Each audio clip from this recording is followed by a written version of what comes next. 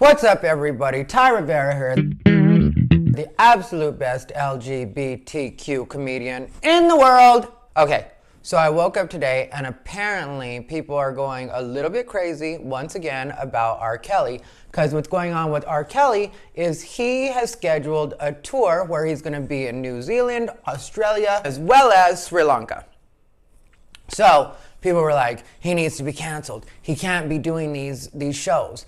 But the thing is, I did a little bit of my own research and I saw that in Australia, the age of consent is 16 or 17, depending on which part of the country you're in. The age of consent in New Zealand is 16, and the age of consent in Sri Lanka is also 16. So I'd imagine, if you really come hard on the R. Kelly, like, he had sex with a 16-year-old girl or a 15-year-old girl, the people in those countries are going to be like, and? Like, that's not against our traditions here. I mean, 15 is a year under their age of consent in any one of those places, but I don't know how loose they are on those laws. A lot of people say that the United States is the only one that's really caught up on that kind of stuff, which I agree that there is a good reason for that, but at the same time, if other countries don't care, then how are you going to be able to stop him from performing at those venues? And if that's not considered to be a big deal in those countries, I don't really know who's going to show up to boycott. When I watched the R. Kelly documentaries, though, one thing I'll tell you, or the documentary that was over 4 days or 3 days, I can't remember how long it was, but I did watch it. I was performing in Little Rock, Arkansas at the time. And one thing that stuck out to me was I don't know why the parents all felt like they needed a camera to go try to find their daughters or to make a big deal of this. For me, it just seemed like a lot of them had kind of dropped the ball in the parenting position. And I know some people would say that's victim blaming. I'm not blaming the victims. I'm blaming the parents. Because to me, the parents aren't victims. The victims are the girls that got caught up with R. Kelly. And in a lot of those cases, it seemed almost like the parents served the daughters up on a silver platter for R. Kelly because they thought that their daughter was going to achieve a certain amount of success or be able to get to where she wanted to go in her career. So for me, when you're willing to trade your daughter for that, you can't get upset when it gets out of your hands. And I know that people concentrate on the fact that back in the day, he had sex with the 15-year-old girl on camera, but you have to remember, and I'm not excusing it, but I'm saying that legally that got dismissed. Like, legally that didn't go through. So when that happened, that was made nil. It was void. And so at that point, you're dealing with a man being controlling of grown women, which we all can agree is wrong. I've been in relationships where my partner was overly controlling of me, and that was when I was much younger, much more impressionable. At this point, I don't think I could do that. But then there were some like 30-year-old women that were in trouble on the R. Kelly situation, where when I say in trouble, they were dealing with R. Kelly and he was doing his mind control on them, making sure that they didn't eat if they didn't behave the way that they were supposed to behave, or if they weren't living up to his standards, whatever those may be. And at that point, it gets like, yeah, that may be wrong, but at the same time, it's not illegal. It's a consenting adult agreeing to be in a bad situation. And when you look at, like, the BDSM community, bondage, dominance, sadomasochism, I believe is what the BDSM stands for.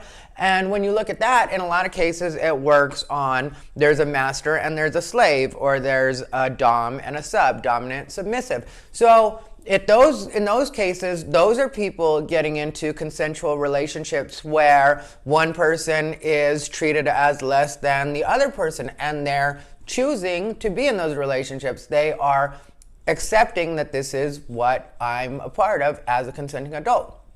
So it gets kind of dicey when it comes to that. Another thing I noticed about the documentary itself, and I know that I'm talking about this quite a while after it happened, but at the time I was too busy doing other stuff to really concentrate on that. I was on the road quite a bit, and I was dealing with Christmas stuff, and I had just moved into my new place, and so there was a lot of getting settled going on, but I definitely had some thoughts about it. When it came to the young girl that is now like a stud, you know, a lesbian on the butch side that lives or is with R. Kelly, lives with R. Kelly. When it comes to that, I noticed that the mother was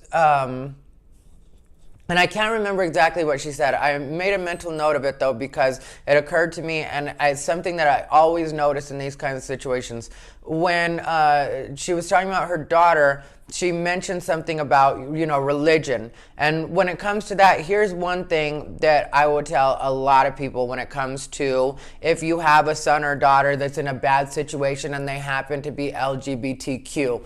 Because this happens a lot where, first off, the person is susceptible to somebody coming along and charming them away from you, away from the family, because the way that these people see it is like, I can't be myself at home. So if I have somebody, because I guess I left a part out there. What I'm trying to say is a lot of times when you're LGBTQ and your parents aren't approving, and they're trying to push religion on you, and in your head you're like, okay, I'm not going to be able to get away from this. This is just what I am. This is just who I am. And I say this as a person that went through that. And I'm going to tell you guys, if you're religious and you have an LGBT child and they come out to you, trust me when I say that in their head they've already tried everything that they could try to be straight.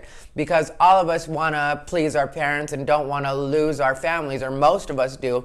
So we at least try. Like in our heads, we're like, okay, let me try dating some girls. Let me try a couple different things, or let me try changing my mind, like literally changing my mind.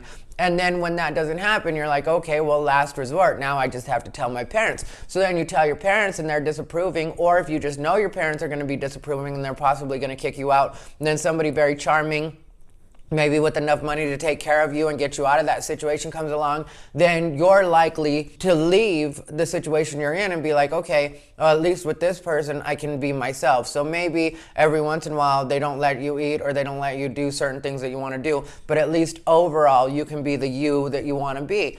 And again, I'm not excusing R. Kelly's behavior, but I'm just trying to say I've seen this happen a lot with addiction and things like that, where parents are like, we're going to get you out of there. We love you exactly the way you are, but you can't be gay in my house. And then it's like, okay, well, now they're just going to run back to where they were because maybe they'll be strung out or back to whatever situation they were in that isn't the best, but at least in that way they can be themselves. And if you think about it, that's such a huge part of who we all are, which this isn't me trying to force any kind of gay thing on anybody. I'm not that guy, and I don't care about that kind of stuff when it comes down to it, like, forcing people into accepting us as gay people. But I'm just saying, if you're at your wit's end and you have a child that's gay and you're trying to get them out of the situation, don't make it your mission to break them of being gay at the same time, because you're only going to push them further away. And that's what I felt like happened, or might have happened, and this is purely speculation, with that particular young lady. Because it was like the mom was able to get her out of there, which is a huge thing. But the mother was also telling her something about her short hair and stuff like that. And it's like, okay, well, this is just what your daughter is now. Maybe your daughter's even trans. What do I know? Maybe she's happy being a butch lesbian. Either way, this is what she is. So if you're like, hey, you don't have to have your hair cut like that anymore if you want to. If that's you, you go ahead and be that. But you don't have to do it to please anybody anymore. I'm going to love you exactly the way you are. If you put that option out there, there's nothing wrong with that. But if you're like, we got to grow out this hair and we got to get you back, living God's way, a lot of times you're going to push your kid back away. Which I don't know if that's what happened, but that's my 2 cents, and I'm here to let you guys know where I'm at on certain things. Like I said, just to recap, R. Kelly going back on tour, New Zealand, Sri Lanka, as well as Australia. Age of consent over there, I already went through it, 16, 16, 16, and 17. So I don't really think that they're going to go with the cancel R. Kelly movement, since that isn't really against what their laws are or their customs are. You guys can let me know what you think. As always, like, comment, and subscribe. If you want to see me live, I will be performing at the LA Comedy Club tonight, which is Wednesday, February 6th. Tomorrow, Thursday, February 7th. February 8th, which is Friday, I'm going to be performing at Hooters on the Hilarious 7 show. And on Saturday, I'm at the Alexis Park. That is Saturday, February 9th. I'm at the Alexis Park, which is also in Las Vegas. If you want to go to any of those shows, you're going to be in Las Vegas over the weekend or tonight or tomorrow.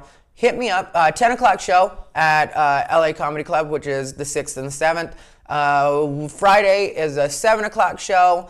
And Saturday is, I believe, a 9:30 show.